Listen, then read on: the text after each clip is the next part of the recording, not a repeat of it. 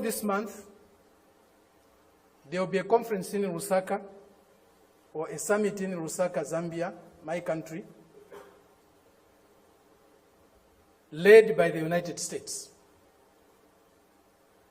They have come to Southern Africa to teach us democracy. A country that was opposed to our liberation, a country that supported colonial regimes,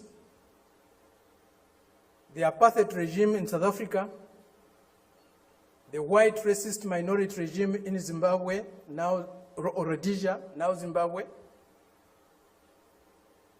the Portuguese colonial governments in Mozambique, in Angola, in Guinea-Bissau, and Cape Verde, today is coming to Africa to teach us about democracy.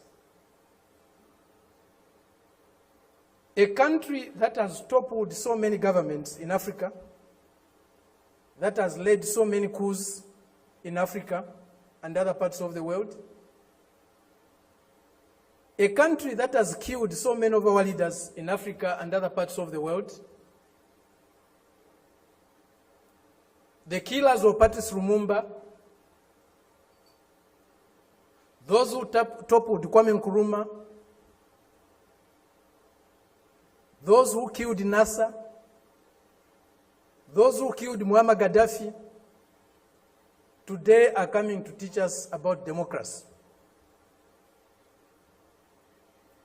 A country that has been built on brutal force, on enslavement of other human beings, on the humiliation of Africans, the exploitation of Africans, the plunder of Africa, today is coming to teach us about democracy.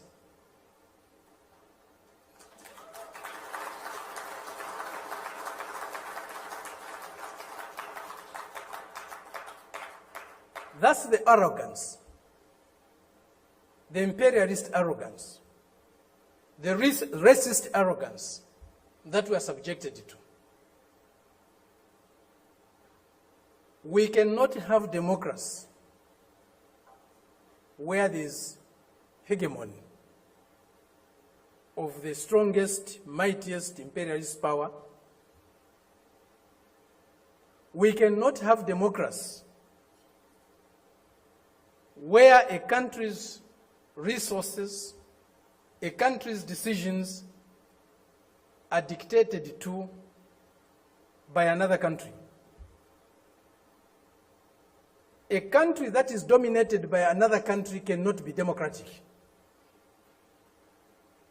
A country that lacks sovereignty cannot be democratic. A people that cannot decide for themselves cannot be democratic.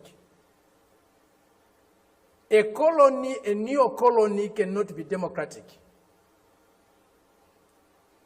That's why today, even at the United Nations, membership is on the basis of sovereignty. Only sovereign nations can be members of the United Nations, because only sovereign nations can decide for themselves. A colony cannot be a member of the United Nations. It's not by accident. It's not a mistake. If you have no respect for the dignity of others, if you have no respect for the sovereignty of other countries, you cannot claim to be a champion of democracy. They used to say, all roads lead to Rome. Today we can confidently say, all roads to progress, all roads to what is better for humanity leads to Beijing.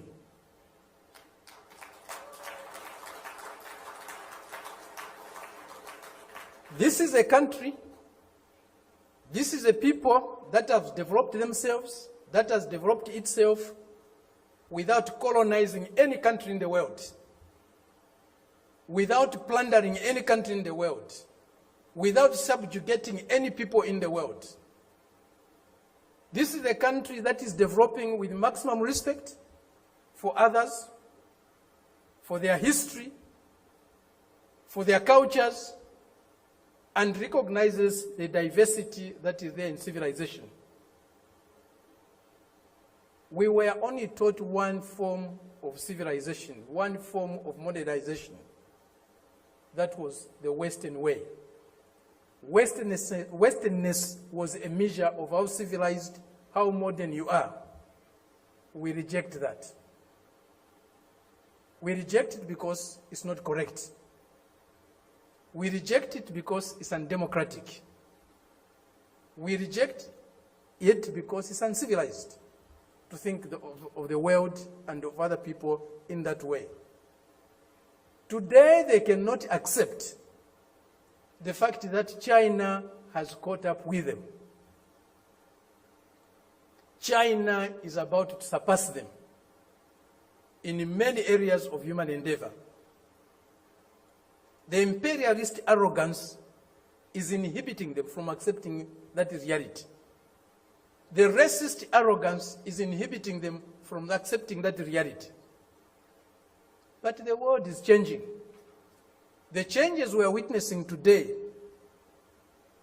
as President Xi said in Moscow recently, or the other day, they have never been seen in 100 years. They have shaped a world that they themselves today are scared of. And they have shaped a world that is not sustainable. Democracy, human development is not sustainable on the basis of plunder, on the basis of enslavement, on the basis of humiliating other people every day. That is a system we are seeing today, a system that will not survive if plunder is eliminated, if subjugation of other peoples, other nations is eliminated, if inequality in the world is eliminated. That system will disappear. The only system that can survive and can endure for long is a system that is based on mutual benefit, win-win relationships, mutual respect for others, accommodation and tolerance of others, and fraternal love for all humanity. This is what we find in China today. This is what China's example is showing us. Indeed, all paths are different. There's no path that is the same, even if they are leading to the same destination. Each path has got its own characteristics. We are seeing that, we are learning that, we are experiencing that today with China.